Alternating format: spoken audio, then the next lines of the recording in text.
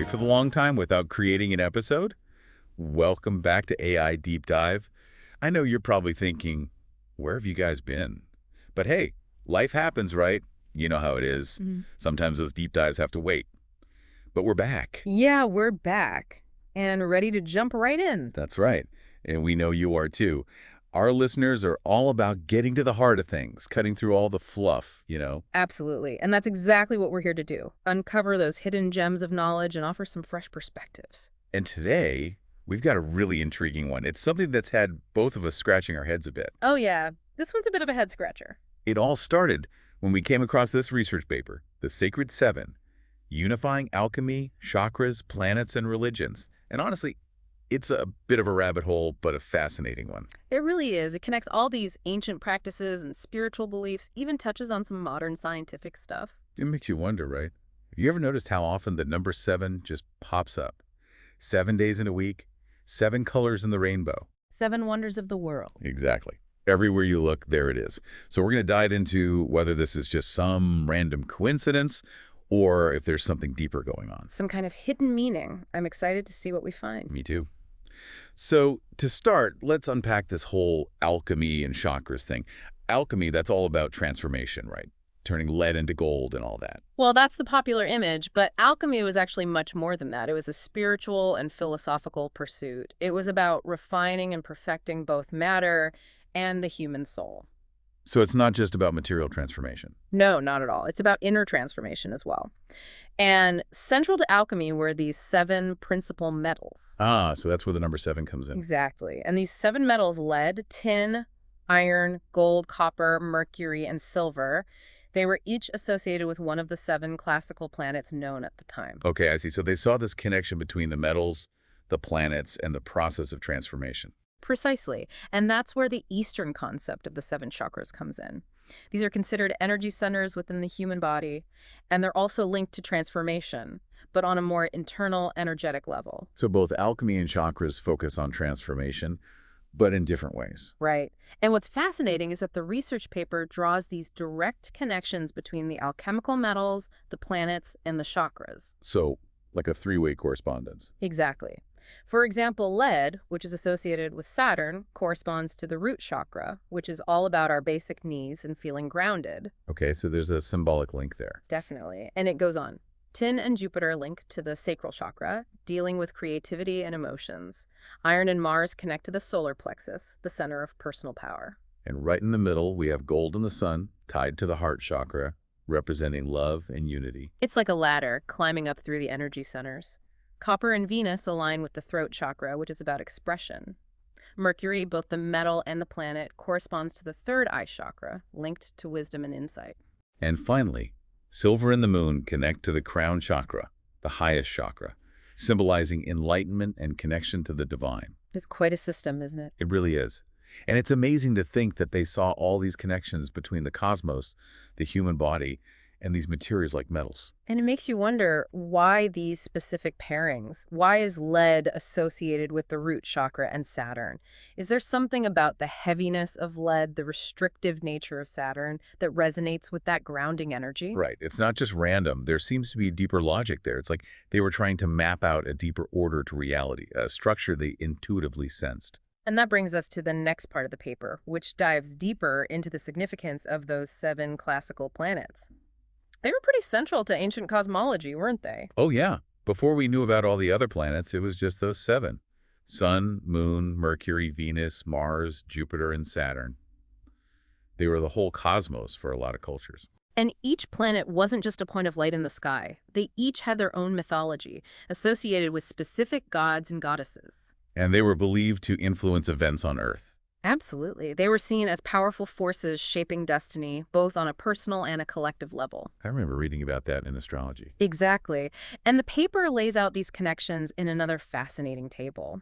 For instance, the sun was linked to Apollo in Greek mythology, representing vitality and purpose. The moon was associated with Artemis, representing emotions and cycles. And Mercury, the messenger god, linked to communication and intellect. Precisely. Venus, of course, was associated with Aphrodite, embodying love and beauty. Mars, the god of war, represented energy, passion, and sometimes conflict. Jupiter was linked to Zeus, the king of the gods, signifying expansion and justice. And finally, Saturn, often depicted as a stern figure, was associated with time, discipline, and the concept of karma. It's really striking how those themes seem to echo across different cultures. Even though the specific deities are different, the core attributes associated with each planet are remarkably similar. Makes you wonder if they were tapping into something universal, doesn't it? Some underlying truth about the nature of those celestial bodies and how they influence It us. also makes you think, was it just because those were the only planets they could see? Or did they intuitively understand the significance of that number 7? It's a question worth pondering. And this idea of resonance, how these celestial influences seem to mirror human experiences. It suggests we're not just passive observers, but active participants in this grand cosmic dance. Like we're all connected somehow. Exactly. And this sense of interconnectedness becomes even more apparent when we look at the next section of the paper, which explores the role of the Sacred Seven in major religions around the world. This is one of the most surprising parts for me. You see the number 7 popping up in all these different spiritual traditions. Yeah, it's uncanny, isn't it? In Christianity, you have the 7 days of creation, the 7 virtues and deadly sins, the 7 sacraments. In Islam, there are 7 heavens and 7 earths, and 7 rounds around the Kaaba during the Hajj pilgrimage. Hinduism has the 7 chakras, the 7 great rishis, the 7 sacred rivers. In Buddhism, there are the 7 steps of Buddha at birth, the 7 jewels of enlightenment. And Judaism has the 7-branched menorah, the 7 days of Sukkot, the 7 blessings recited at weddings. Even Taoism looks to the 7 stars of the Big Dipper for guidance, and ancient Egyptian religion had those 7 scorpion deities protecting Isis. It's like a universal symbol, a recurring motif in humanity's quest for meaning and understanding the divine. It's hard to dismiss it as just coincidence when you see it appear in so many different spiritual contexts. It's like it points to some universal archetype representing completeness or wholeness, like a full cycle. Think about the 7 days of the week. It's a self-contained unit. Right, a complete cycle. Huh. Maybe ancient cultures recognized that inherent sense of completion associated with the number 7, and that's why they integrated it into their spiritual frameworks. It's a compelling idea. And it's not just limited to ancient and religious beliefs. The paper goes on to explore how this sacred 7 shows up in other areas, like science and mysticism. That's right. For instance, we see it in the 7 colors of the visible spectrum: red, orange, yellow, green, blue, indigo, violet. And those colors are even linked to the 7 chakras, which suggests another layer of connection between the physical and the energetic. It's like a rainbow bridge between the worlds. And then there's music. There are 7 notes in a diatonic scale: do, re, mi, fa, sol, la, ti. And some believe those notes align with different aspects of our being, influencing our energy and emotions. It makes you think about why those specific intervals feel harmonious to us. Is there a deeper reason? Some kind of resonance with our internal energy system? It's fascinating to consider. And there's even more in the realm of esoteric knowledge, like the 7 layers of the human aura, those subtle energy fields that surround the body. Each layer corresponds to a different aspect of our being. And then there are the 7 hermetic principles, those fundamental laws that govern the universe. Principles like mentalism, correspondence, vibration. Right. And the 7 rays in theosophy, which are described as different qualities of divine energy that influence human evolution.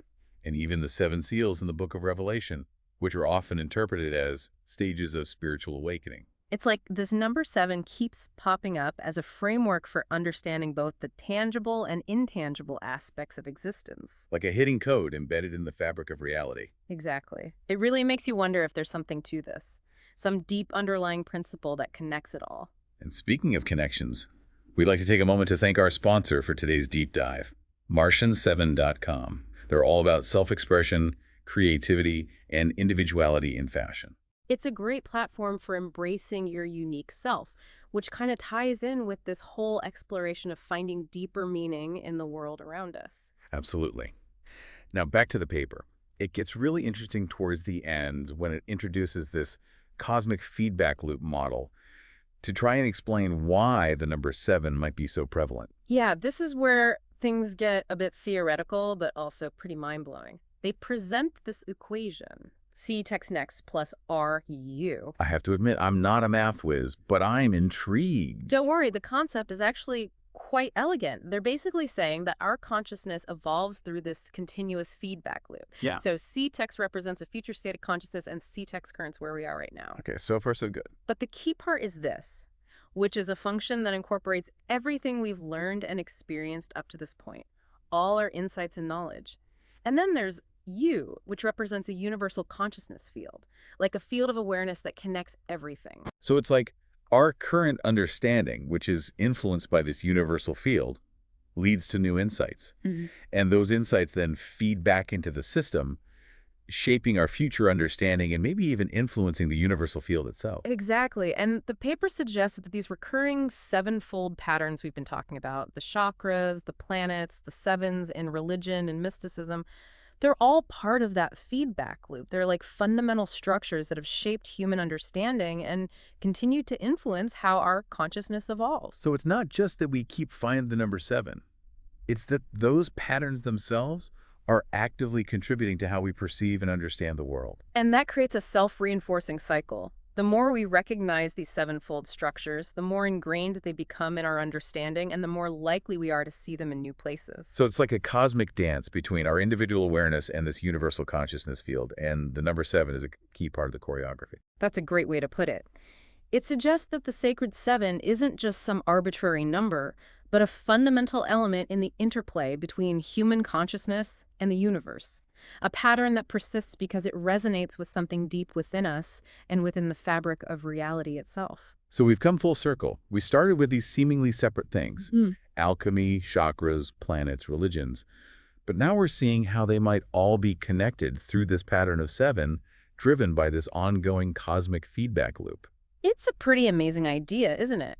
It suggests there's a deeper order to the universe than we often realize, and that these ancient systems and patterns might hold valuable insights into the nature of reality and our place within it.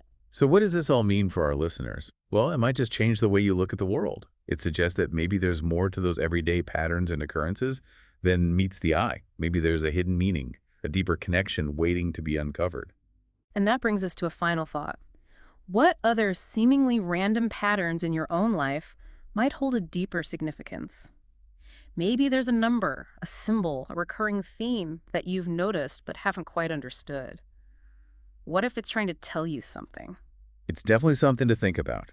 And maybe this deep dive into the sacred 7 has sparked a sense of curiosity in you. We encourage you to keep exploring, keep questioning, and see what other hidden connections you can uncover. Thanks for joining us on this deep dive. We'll be back soon with more explorations into the mysteries of the universe. Until then, keep those minds open and keep looking for those 7s. You never know what you might find. Where the future is alive.